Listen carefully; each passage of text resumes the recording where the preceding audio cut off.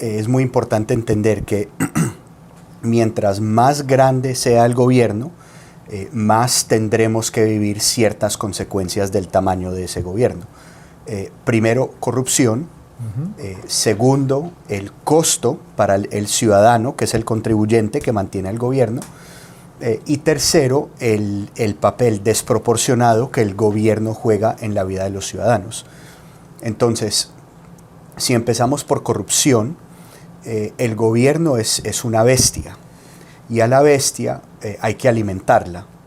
Entonces, una de las cosas que pasa es que el gobierno incrementa los impuestos, ¿sí? El gobierno, al hacer esto, le está metiendo las manos en el bolsillo a los ciudadanos. Y la razón que da es: yo les voy a sacar plata de este bolsillo para meterles plata en el otro bolsillo, en forma de programas sociales. Pero en realidad esto normalmente no pasa. Y no pasa porque un gobierno grande se aleja de sus ciudadanos. Es muy difícil en un gobierno grande, centralizado, pongamos el ejemplo de un país como Argentina, donde todo está centralizado en Buenos Aires. Es muy difícil que una persona en Mendoza, que es muy al norte del país, o en Tierra del Fuego, que es muy al sur del país, pueda tener una interacción con el gobierno nacional sin ir a Buenos Aires. Es supremamente difícil. La mayoría de los países latinoamericanos son así, hay que ir a la capital para hacer cualquier tipo de trámite importante. Entonces, esto lo que hace es que saca a los ciudadanos de la vida pública, los saca del manejo y mantenimiento del gobierno, por lo cual el gobierno opera con estos ingresos grandísimos, sin ningún tipo de control, sin vigilancia, sin consecuencias, y esto causa que haya un gran incremento en la corrupción. Esta máquina continúa por su propia inercia, entonces el gobierno sigue creciendo, y como sigue creciendo necesita más impuestos, y el impuesto siempre se vuelve un desincentivo a la producción.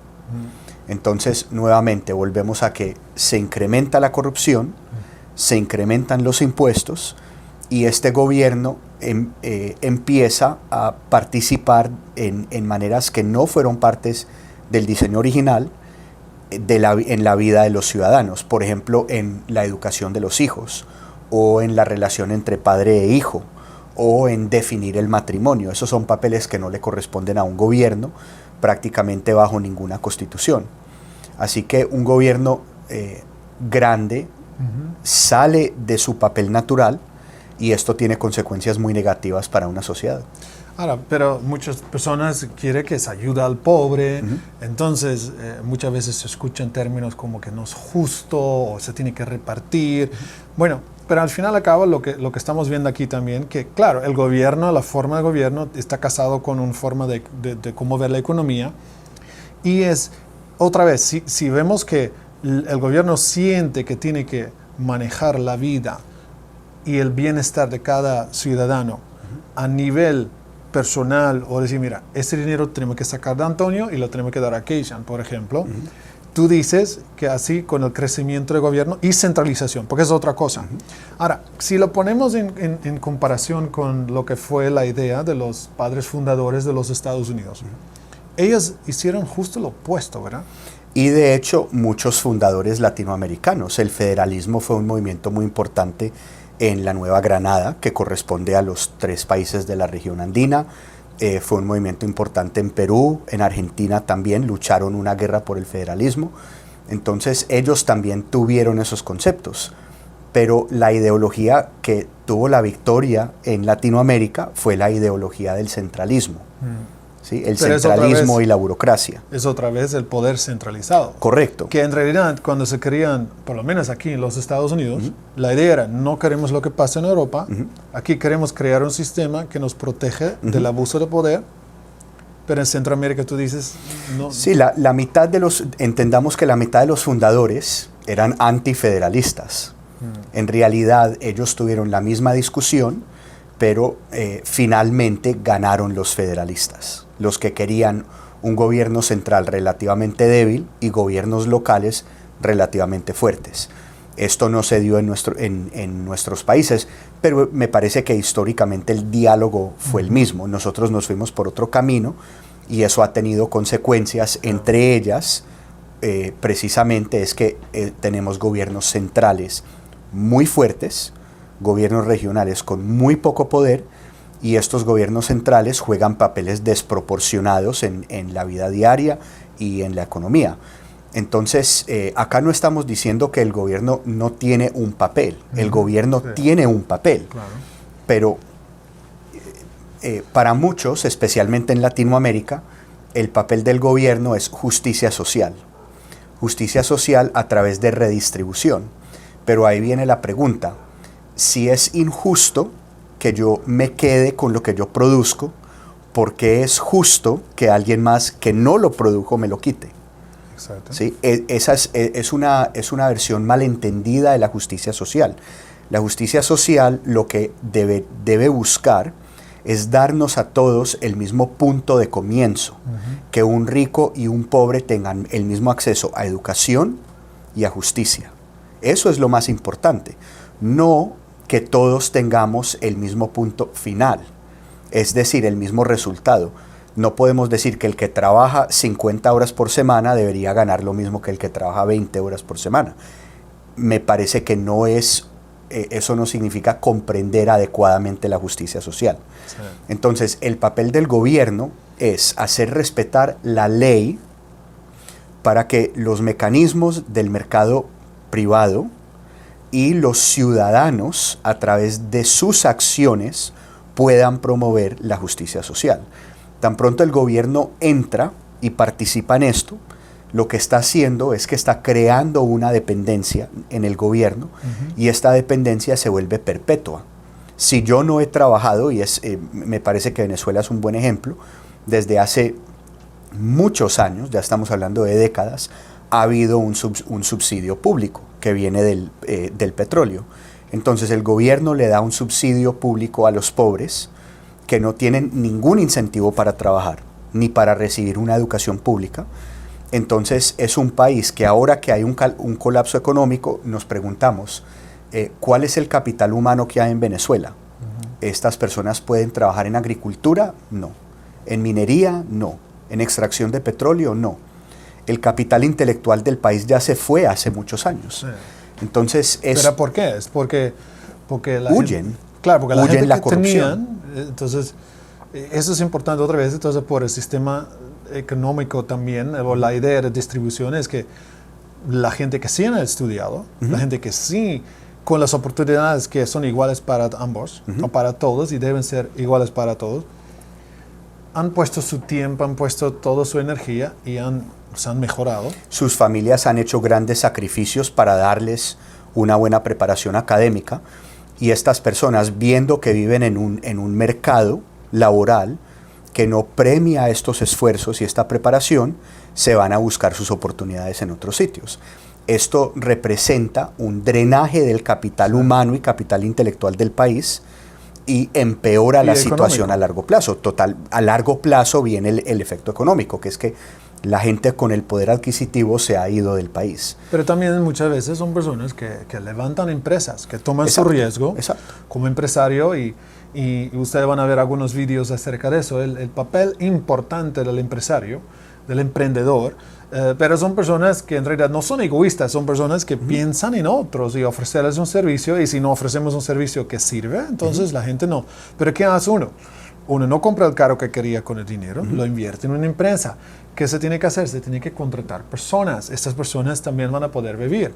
Pero es lógico que esa persona que es contratado no está al mismo nivel que la persona que lo contrata, en el sentido que sí, de parte de Dios somos para Él, tenemos la misma dignidad, pero no quiere decir que esta persona tiene la misma educación o se tiene que pagar igual a la persona que sí tiene educación, se ha sacrificado, etc. Correcto. Entonces acá viene cómo deberíamos entender correctamente el concepto de justicia social. Es que una persona que saca buenas notas en el colegio y viene de una familia rica, y una persona que saca buenas notas en el colegio y viene de una familia pobre, deberían tener el mismo acceso a el siguiente nivel de educación, llamémoslo universidad, ¿sí? Uno podría tener un poco de más acceso a universidades privadas. Sin embargo, la persona que viene de pocos medios, a través de becas del gobierno, podría tener acceso al sistema de universidades públicas, que en Latinoamérica generalmente son universidades muy buenas. Entonces, eso es justicia social. Si una niña rica se parte una pierna y una niña pobre se parte una pierna y ambas llegan a un hospital, a ambas las deben atender. Esto es justicia social, ¿sí? Pero la idea de distribuir justicia a través de mecanismos del gobierno que le quitan a uno para darle a otro, en efecto, comprando el voto del otro, realmente eso a largo plazo no trae ningún tipo de justicia, no trae lo que hace es mantener a las personas pobres en un nivel un poco más cómodo de pobreza, pero lo que no hace es sacarlos de la pobreza. Y eso lo podemos ver en todos los países emergentes, tanto en Latinoamérica como en África y en Asia y en Europa Oriental, donde han tenido grandes programas sociales.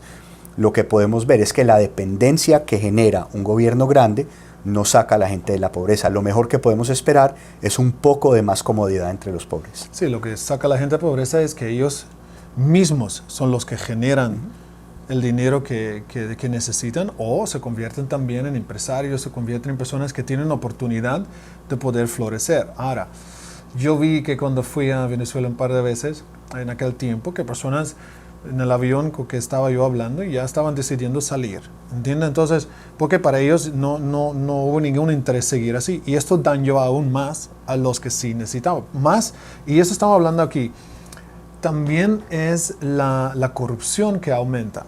¿Por qué?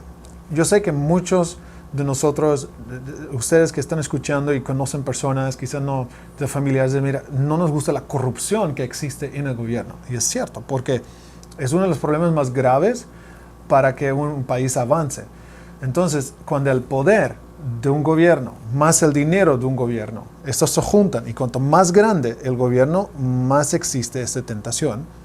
Tiene que ver con virtud, por supuesto, porque si la gente se deja tentar. Pero la idea es que yo vi también en algunos países, una elige a otra persona que trabaja para uno, no necesariamente por sus capacidades, pero porque va a hacer lo que yo quiero, y se convierte otra vez en un sistema de que tú vas a estar conmigo, no necesariamente para el bien de todos, pero porque yo sé que me vas a hacer lo que yo quiero.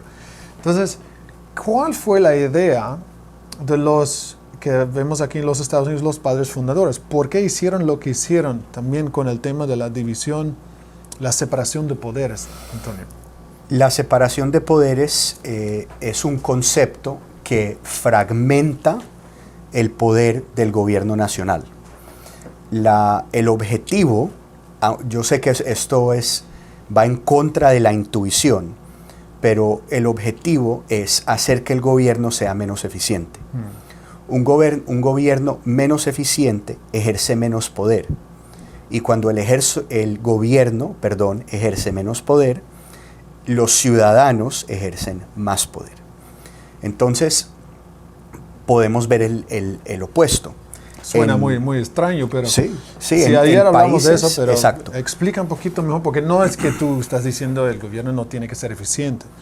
La idea es que esto va en contra de que algo podía fluir desde arriba abajo, porque hay diferentes divisiones de influencia acerca de decisiones que se tienen que tomar.